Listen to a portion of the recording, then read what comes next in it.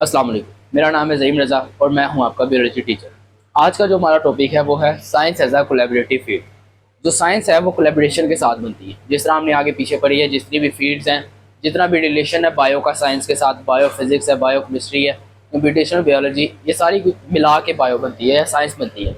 ठीक है, बगैर कोलैबोरेशन के हम साइंस कंप्लीट नहीं कर सकते। जिसके अंदर हमारी पहली फील्ड है ह्यूमन जीनोम प्रोजेक्ट। जो ह्यूमन जीनोम प्रोजेक्ट है वो 2003 में कंप्लीट हुआ। इसके अंदर हुआ ये था कि आपके पास यानी कि पहले भी जीन्स था, उसका सीक्वेंस वगैरह, उसका मैप, वो सारा पहले भी होता था।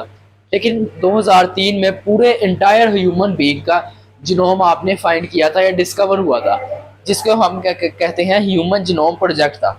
यानी 2003 के अंदर एक इंटायर ह्यूमन जीनोम का आपके पास सीक्वेंस मौजूद था या उसका मैप मौजूद था। इसको हम कहते हैं कि ये था ह्यूमन जीनोम प्रोजेक्ट। आगे जाके आप इसकी डिटेल पढ़ेंगे, लेकिन आपके लिए फिलहाल इतना ही काफ़ी है, क्योंकि इसके अंदर ना आपकी बुक के अंदर डिटेल लिखी है और आप डिटेल के अंदर अभी ना जाए तो ही बेहतर है। दूसरी आपकी फील्ड है वो है क्लाइमेट चेंज रिसर्च, कि आपकी जितना भी क्लाइमेट चेंज हो रहा है, क्लाइमेट चेंज क्यों हो रहा है। फॉर एग्जाम्पल आप देखें कि ग्लोबल वार्मिंग कितनी ज़्यादा हो रही है, कि इस बार अब गर्मियाँ आती हैं तो कितनी देर तक आती रहती है, और अगर सर्दियाँ आती हैं तो वो भी कितनी देर तक आती रहती है। ठीक है, ये सर्दियाँ कम टाइम के लिए आ रही है, गर्मियाँ ज़्यादा टाइम के लिए। ये जो सारा चेंज हुआ है, ग्लोबल वार्मिंग हुई है, ठीक है, क्लाइमेट के अंदर एक पूरा चेंज आया है, ये सारा कुछ होता है ग्लोबल वार्मिंग की वजह से। ये सारा कुछ हम देखते हैं क्लाइमेट चेंज रिसर्च के अंदर। ठीक है, कि हम सारे रिसर्च करते हैं कि आपका एनवायरनमेंट के साथ क्या रिलेशन है, एटमोसफेयर के साथ कैसा रिलेशन जा रहा है, इकोनॉमिक्स आपकी कैसी जा रही है, कि आपने किस क्लाइमेट के अंदर, किस एनवायरनमेंट के अंदर कौन सी फील्ड उगानी है या कौन से आपने प्लांट्स उगाने हैं। सोशियोलॉजी के आपने किस तरह के एनिमल किस तरह की क्लाइमेट में रहते हैं। ये सारा कुछ जितना भी आपने क्लाइमेट के यानी कि क्लाइमेट के ऊपर जो भी रिसर्च करनी है, वो सारी रिसर्च हम करते हैं क्लाइमेट चेंज रिसर्च के अंदर। तीसरी हमारे पास है मेडिकल रिसर्च। मेडिकल रिसर्च के अंदर है कि इतनी अब आज तक जितनी भी रिसर्च हो गई है मेडिकल के अंदर, ये सारी रिसर्च हम करते हैं मेडिकल रिसर्च के अंदर।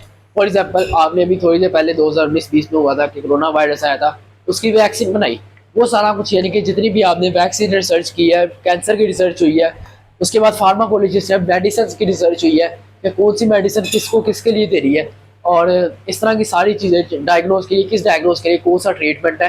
यानी कि जितनी भी रिसर्चेज की है मेडिकल ने, जब से मेडिकल डिस्कवरी तब से लेकर आज तक, ये सारा कुछ हम करते हैं मेडिकल रिसर्च के तहत। चौथी हमारी फील्ड है रोबोटिक्स एंड आर्टिफिशियल इंटेलिजेंस। इसका बहुत इंपॉर्टेंट रोल है बायो के अंदर। ये भी नई नई ब्रांच आई है।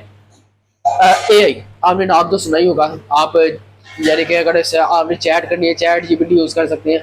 आपका सिर्फ यानी कि ये एआई चैट जीपीटी तक महदूद नहीं है। हम एक एग्जांपल लेते हैं कि किसी भी इंसान को लंग कैंसर है, एआई आपको ये भी बता देगा कि उससे क्या डिजीज़ है, ये डिजीज़ क्यों है, ये डिजीज़ कहाँ पे करके है, ठीक है, ये क्यों हो रही है। फॉर एग्जाम्पल किसी इंसान के अपेंडिक्स के अंदर मसला बनता है, तो आपको एआई खुद ही बता देगा कि इसकी अपेंडिक्स के अंदर मसला है और क्यों हुआ है और कैसे हुआ है। ये सारा कुछ आप पढ़ते हैं रोबोटिक्स एंड आर्टिफिशियल इंटेलिजेंस में। इसके अंदर मैथमेटिक्स इन्वॉल्व है, कंप्यूटर इन्वॉल्व है, न्यूरो साइंस इन्वॉल्व है, ये सारा इसके अंदर इन्वॉल्व है। यानी कि आपने जितनी भी रिसर्चेज की हैं, जितनी भी डायग्नोसिस उनका ट्रीटमेंट देखना है, ये सारा कुछ आप देखते हैं रोबोटिक्स एंड आर्टिफिशियल इंटेलिजेंस के अंदर। यानी इसने एआई ने आगे इंसानों का काम आसान कर दिया। पांचवी हमारी फील्ड है स्पेस एक्सप्लोरेशन। ऑब्वियस सी बात है, स्पेस हमारे लिए एक्सप्लोर करना बहुत जरूरी है, ठीक है, जिसके लिए हम काम कर रही है नासा, उसके बाद आईएसएस इंटरनेशनल स्पेस सिस्टम, और उसके बाद है जो कोस्मोस हम कहते हैं यूनिवर्स को, कि यूनिवर्स जितना भी है इस सब को हम कहते हैं कोस्मोस। ये दोनों मिलके यानी कि जो कंपनीज है, ये दोनों मिलके इसके ऊपर रिसर्च करती है, कोस्मोस यानी यूनिवर्स के ऊपर।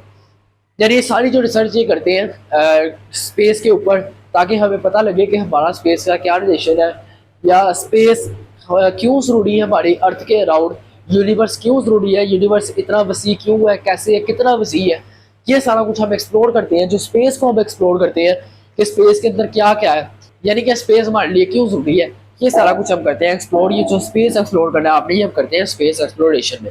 ये आपकी वो पांचों फील्ड्स थी जो कोलैबोरेट करती है साइंस के साथ, ठीक है, यानी बायो इन सब के साथ कोलैबोरेट करती है। ये था आपका science as a collaborative field, के साइंस जो है वो कोलैबोरेटिव फील्ड है। इसके बगैर इंटरडिसिप्लिनरी कह सकते हैं इसे आप, इसके बगैर बायोलॉजी नहीं चल सकती, या आप कह लें कि ये साइंस जो है वो कोलैबोरेशन के बगैर नहीं चल सकती। ये था आपका 1.5 topic science as a collaborative field. उम्मीद है कि आपको समझ आ गई होगी। मिलते हैं अपने अगले लेक्चर में, तब तक के लिए अल्लाह हाफ़िज़।